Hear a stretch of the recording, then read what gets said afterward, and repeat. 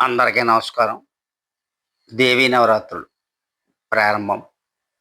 ఈ ఏడాది దేవీ నవరాత్రులు 9 రోజులు కాకుండా 10 రోజులు వచ్చాయి. సాధారణంగా నవరాత్రులంటే 9 రాత్రులు. భారతదేశంలో అత్యంత విశిష్టమైన, పవిత్రమైన పండుగల్లో దేవీ నవరాత్రులు ఒకటి. ఈ నవరాత్రి పండుగ దుర్గాదేవి యొక్క 9 రూపాలను పూజించే మహోత్సవం. అయితే ఈ ఏడాది నవరాత్రికి ఒక ప్రత్యేకమైన విశిష్టత కలిగి ఉంది.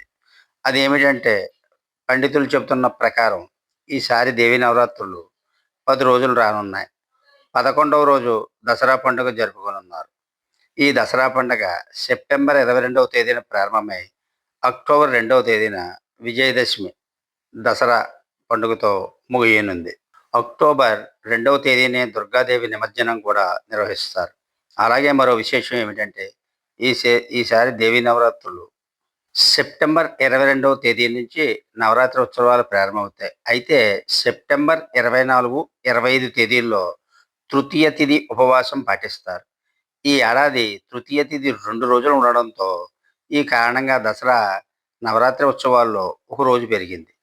దేవీ నవరాత్రి వేళ ఉదయించే తిథిని శుభప్రదంగా భావిస్తారు.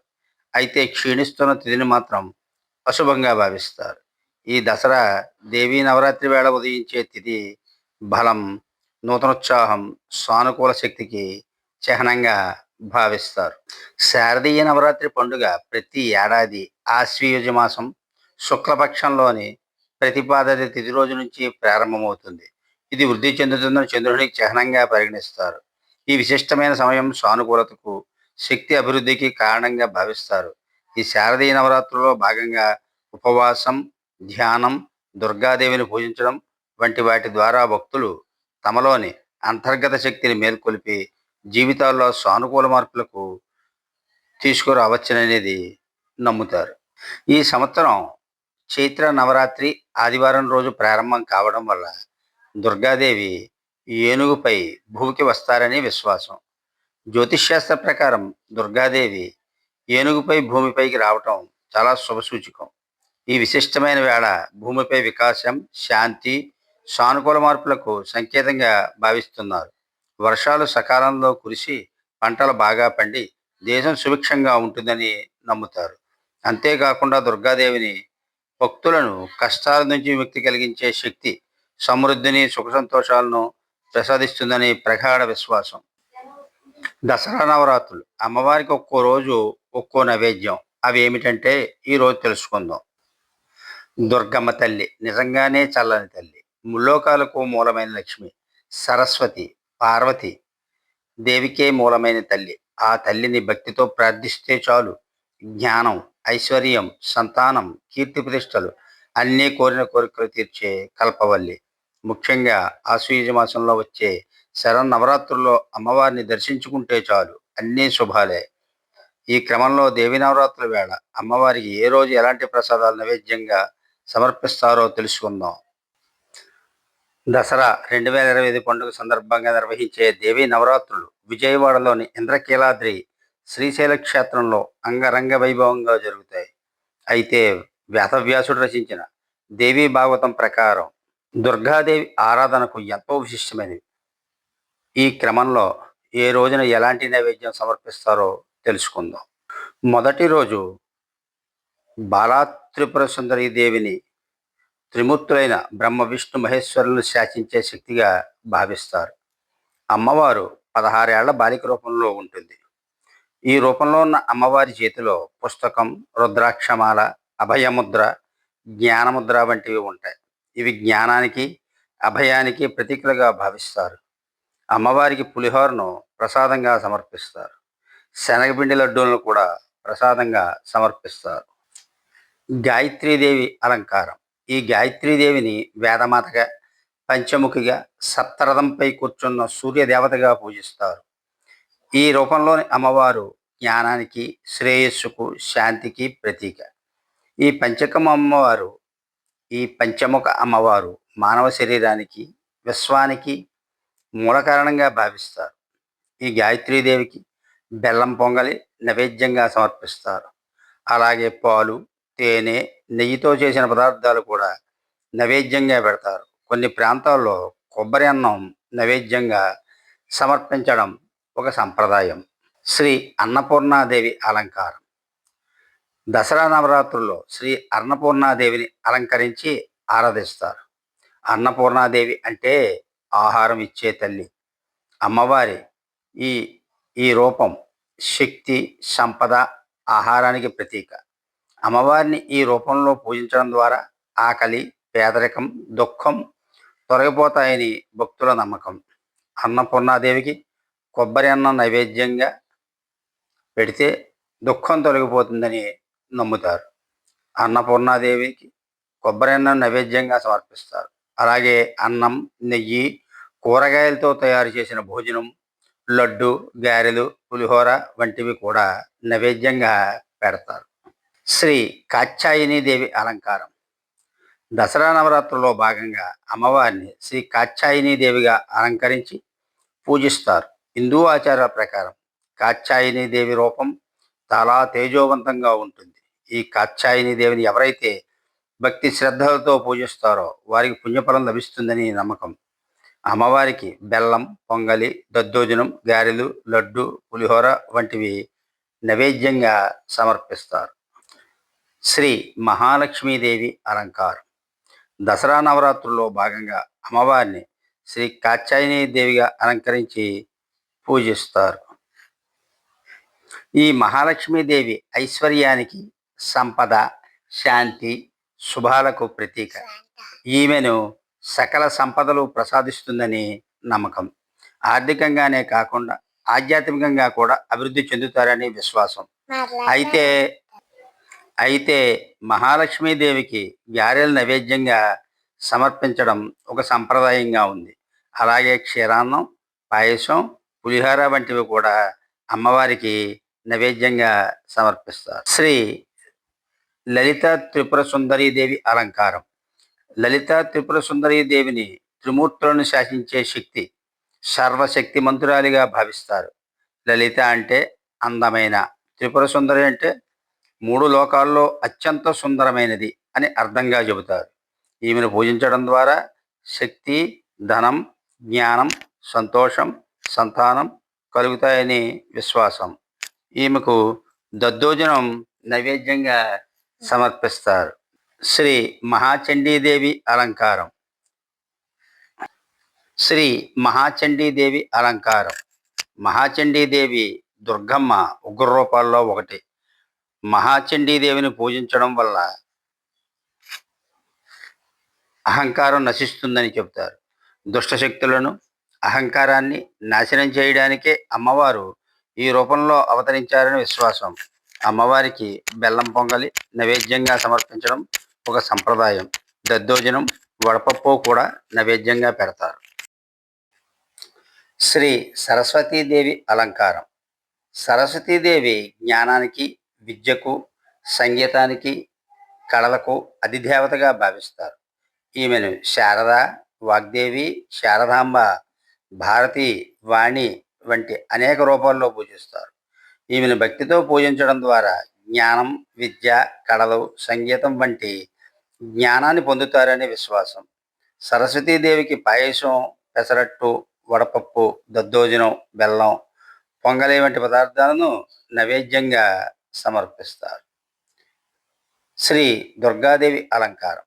దుర్గాదేవి దుష్టశక్తులను సంహరించే శక్తికి, రక్షణకు ప్రతీకగా భావిస్తారు.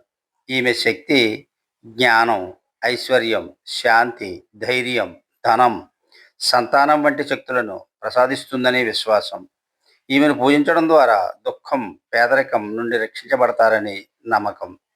ఈ రూపంలో అమ్మవారికి కదంబం నైవేద్యంగా సమర్పించడం ఒక సంప్రదాయం.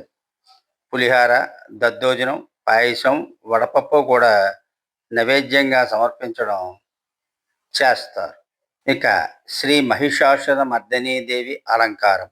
మహిషాసుర మర్దినీదేవి దుర్గాదేవి యొక్క మరో రూపం. ఈమె మహిషాసురుడనే రాక్షసుని సంహరించి లోకాలను రక్షించింది. అమ్మవారు దుష్టశక్తులను, అహంకారాన్ని, భయాన్ని, దుఃఖాన్ని, పేదరికాన్ని నాశనం చేస్తుందని విశ్వాసం. ఈమెను ఆరాధించడం వల్ల ధైర్యం, జ్ఞానం, విజయం పొందుతారని బలమైన నమ్మకం. ఈ రూపంలో అమ్మవారికి చలివిడి, వడపప్పు నైవేద్యంగా సమర్పిస్తారు. ఇంకా పాయసం, పులిహోర, దద్దోజనం వంటి వాటిని కూడా నైవేద్యంగా పెడతారు. శ్రీ రాజరాజేశ్వరి దేవి అలంకారం. రాజరాజేశ్వరి దేవికి జగన్మాతగా, బ్రహ్మాండాలకు అధినేత్రిగా భావిస్తారు. ఈమెను పూజించడం ద్వారా జ్ఞానం, శక్తి, ధనం, సంతోషం, సంతానం కలుగుతాయని విశ్వాసం. ఈ రూపంలో అమ్మవారికి పూర్ణాలు నైవేద్యంగా సమర్పిస్తారు. ఇంకా పాయసం, పులిహోర, వడపప్పు, దద్దోజనం, బెల్లం, పొంగలి వంటి పదార్థాలు కూడా నైవేద్యంగా సమర్పిస్తారు. ఇది కేవలం మీ అందరి యొక్క అవగాహన కోసం మాత్రమే చెబుతున్నాను. ప్రాంతాలు బట్టి ఆచారాలు మారుతూ ఉంటాయి. కొన్ని శాస్త్రాల్లో కొంతమంది వివిధ రకాలుగా చెబుతారు. ఏదేమైనప్పటికీ మనం అమ్మవారి అనుగ్రహం కోసం మనకు తోచినట్లుగా, వీలున్నట్లుగా, తగినంతలో అమ్మవారికి నైవేద్యాలు సమర్పించి ఆమె యొక్క కృపా కటాక్షాలు పొందవచ్చు. అలాగే మనం నైవేద్యాలు శుచిగా చేసి పెట్టలేకపోయినట్లయితే ఏ కనకదుర్గ దేవాలయం గుడికో వెళ్ళి అక్కడ పూజారికి ఎంతో కొంత ఇచ్చి ఆ రోజు ప్రసాదాన్ని పెట్టమని సూచన చేయవచ్చు. మీరందరూ కూడా విజయదశమి శుభాకాంక్షలు తెలియజేస్తున్నాను. అమ్మ అనుగ్రహానికి పాత్రలు కావాల్సిందిగా కోరుతున్నాను. కనీసం శ్రవణం ద్వారా కొన్ని దుర్గ యొక్క పాటలు కానీ, కథలు కానీ వినండి, విని తరించండి. సర్వే జన సుఖినో భవంతు. ఓం శ్రీ దుర్గాదేవ్యై నమః. శ్రీ బాలా త్రిపుర సుందరి అష్టోత్తర శతనామావళి. ఓం కళ్యాణ్యై నమః. ఓం త్రిపురాయై నమః. ఓం బాలాయై నమః. ఓం మాయాయై నమః. ఓం త్రిపుర సుందర్యై నమః. ఓం సుందర్యై నమః. ఓం సౌభాగ్యవత్యై నమః. ఓం క్లీంకార్యై నమః. ఓం సర్వమంగళాయై నమః. ఓం హ్రీంకార్యై నమః. ఓం స్కందజనన్యై నమః. ఓం వరాయై నమః. ఓం పంచదశాక్షర్యై నమః. ఓం త్రిలోక్యై నమః. ఓం మోహనాధీశాయై నమః. ఓం సర్వేశ్వై నమః. ఓం సర్వరూపిణ్యై నమః. ఓం సర్వసంక్షోభిణ్యై నమః. ఓం పూర్ణాయై నమః. ఓం నవముద్రేశ్వర్యై నమః. ఓం శివాయై నమః. ఓం అనంగకుసుమాఖ్యై నమః. ఓం అనంగభువనేశ్వర్యై నమః. ఓం నిత్యాయై నమః. ఓం నిత్యక్లన్నాయై నమః. ఓం మోహిన్యై నమః. ఓం పరమాయై నమః. ఓం ఆనందాయై నమః. ఓం కామేశ్యై నమః. ఓం తరుణాయై నమః. ఓం కళాయై నమః. ఓం కళావత్యై నమః. ఓం భగవత్యై నమః. ఓం సర్వరాగ కిరీటిన్యై నమః. ఓం సౌగంధిన్యై నమః. ఓం సరిద్రేణ్యై నమః. ఓం మంత్రిణ్యై నమః. ఓం మంత్రరూపిణ్యై నమః. ఓం తత్త్రయై నమః. ఓం తత్వమయ్యై నమః. ఓం సిద్ధాయై నమః. ఓం త్రిపురవాసిన్యై నమః. ఓం శ్రియై నమః. ఓం మత్యై నమః. ఓం మహాదేవ్యై నమః. ఓం కౌళిన్యై నమః.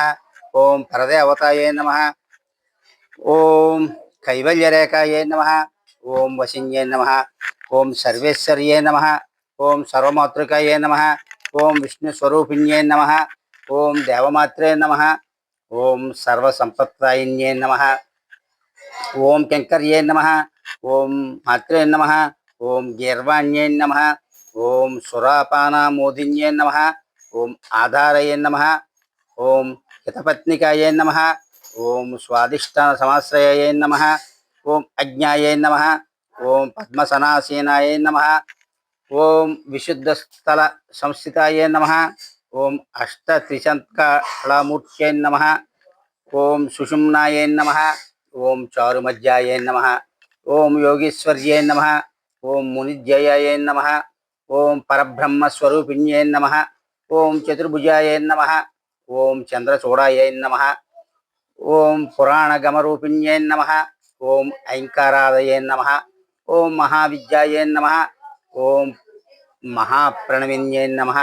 ఓం పంచప్రణవరూపిణ్యై నమః.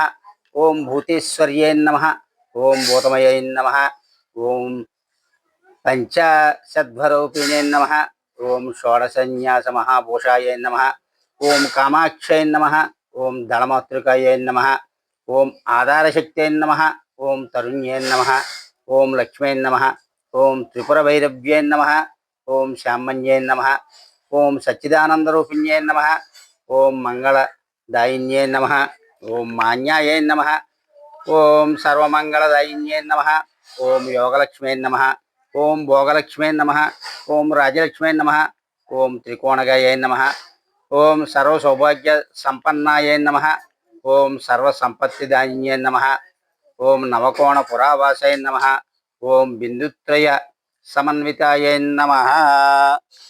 శ్రీ బాలా త్రిపుర సుందరీ దేవి నమ. హర హర మహాదేవ శంభో శంకర. ఏడుకొండలవాడ వెంకటరమణ గోవింద గోవింద.